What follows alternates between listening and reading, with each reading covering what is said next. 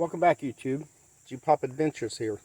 It's a new day, and today I'm not going to be working on the Astro. You can see him over there in the carport. But instead, we have a problem with this little car.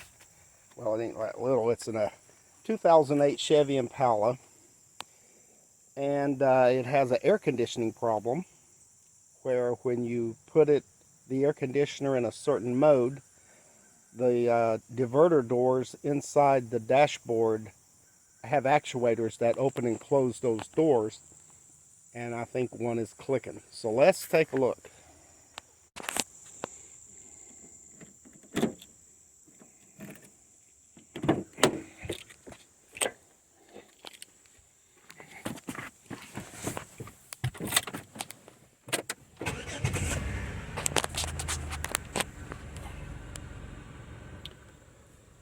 Okay, so we'll turn the air conditioner on. We'll put it in the mode to pull air in from the outside.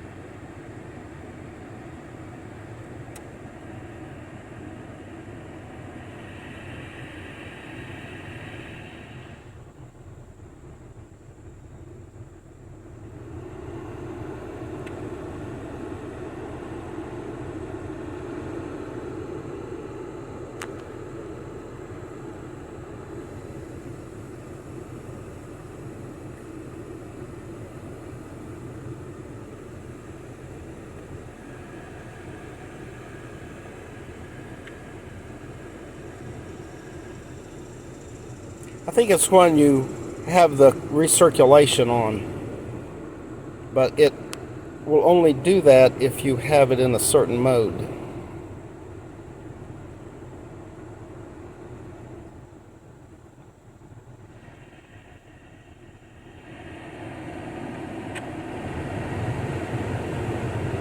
Like there, for instance.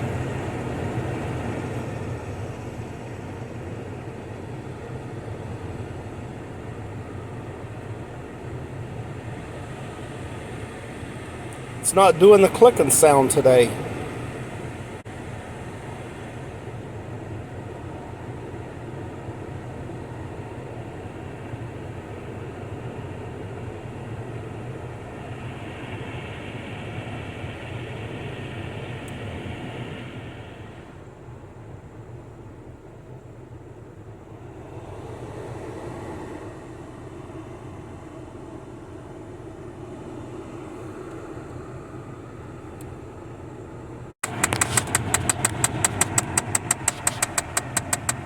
Okay, so it started doing it.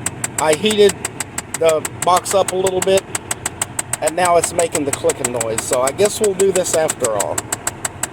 Okay, so let me show you what we need to do.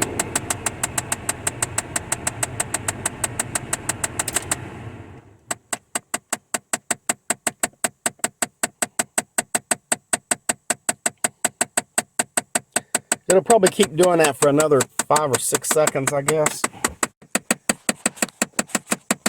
Okay, so here we are on the passenger side of the car, and you can hear it.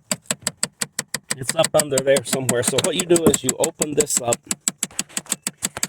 and you reach in here, and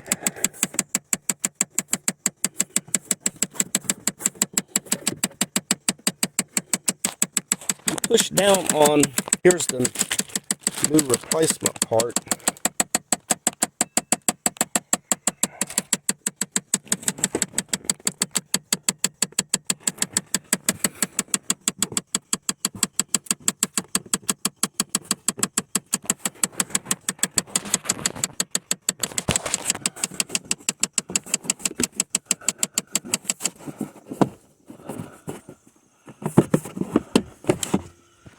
Here, I guess I'll turn my light on.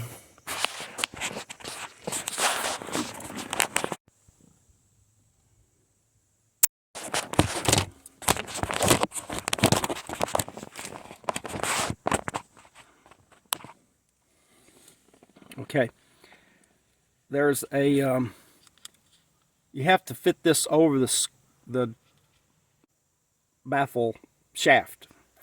Okay, so that's, you can see there's a flat side on it, so it only goes in. Well, I guess you could put it in upside down, but I mean the motor can't go in upside down, but the door may not be in the right position. But when you take the other actuator out, the door is going to fall. And so this one is supposed to be positioned so that it is in the right spot for installation. So there's 3 bolts that hold it on. Actually, I think it goes this way. No, it goes this way. So there's 2 on the top. The connector is on the top. There's 2 bolt holes on the top. The connector is on the top. And then there is 1 bolt down here. This one is really difficult to get to because you can't really see it. You just have to feel it. So, let's get on with it.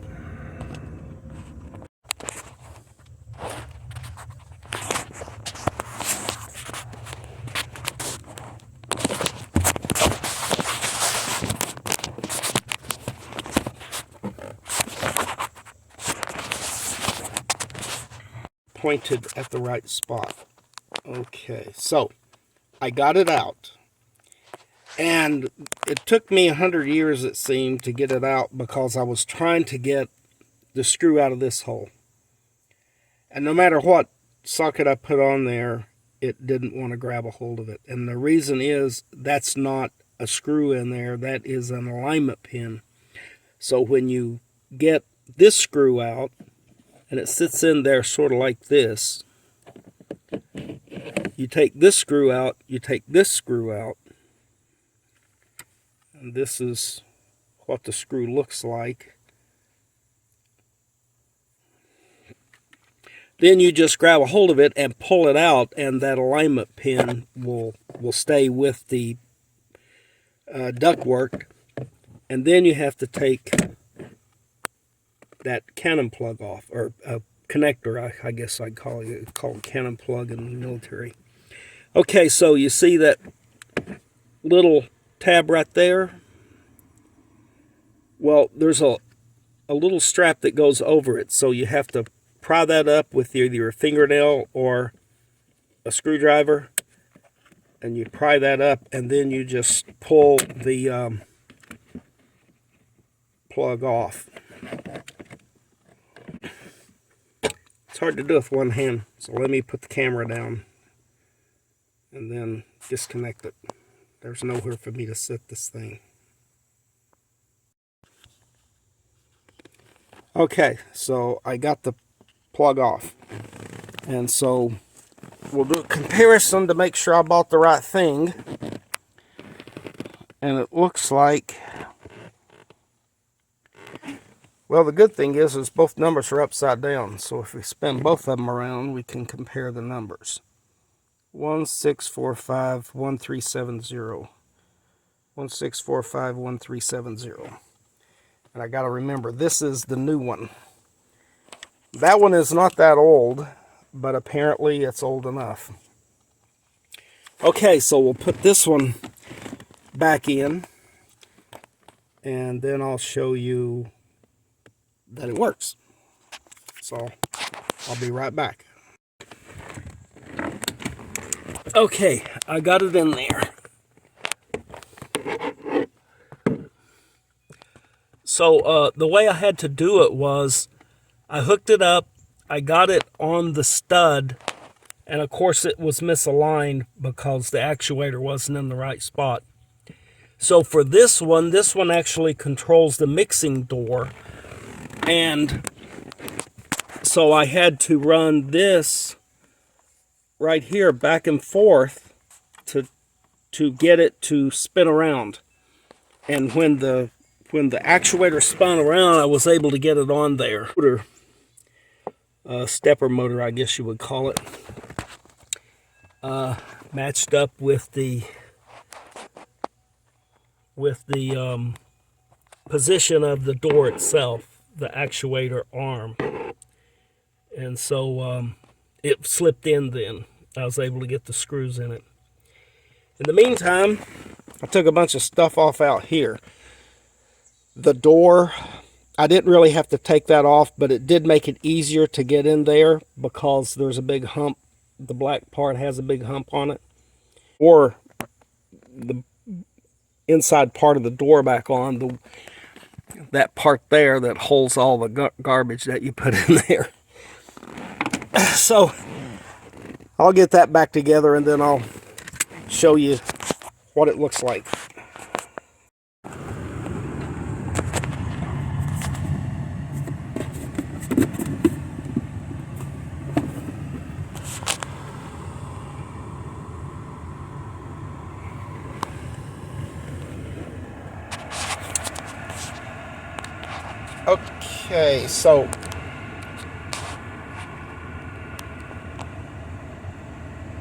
Okay, so I got it all back together, and now all I have to do to get that glove box back so it doesn't fall down like that is just raise it up, and you heard that clunk, so it's now back the way it should be, and it'll come down and stop. So those tabs are where they should be. Now let's see, is this going to work? So before I had to put it in heat, and when I put it in heat and it got a little hot, then it would start that thumping noise or clicking noise. So let's move this thing around. Now this, when you turn this is changing that mixture door's position. And I think what was happening before is it was running all the way. It wasn't modulating it. It was running it all the way closed or all the way open instead of stopping where it was supposed to.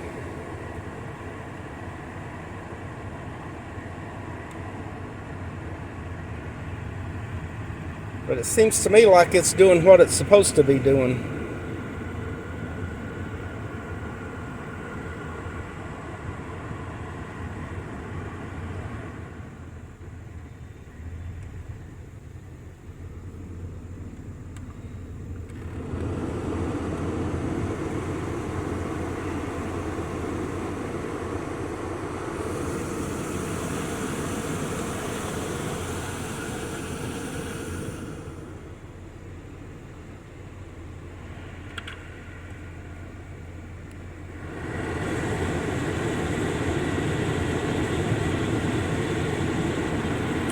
Okay, so I'm calling that a wrap.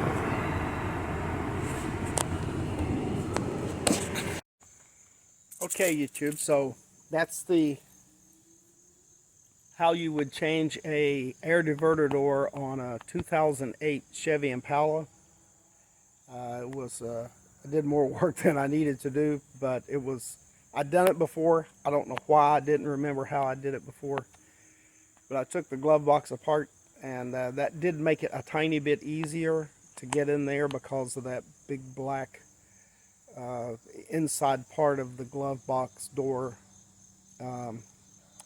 being in the way. But we got her done, and it looks like it's working, so it's bourbon and water time. Bye, YouTube.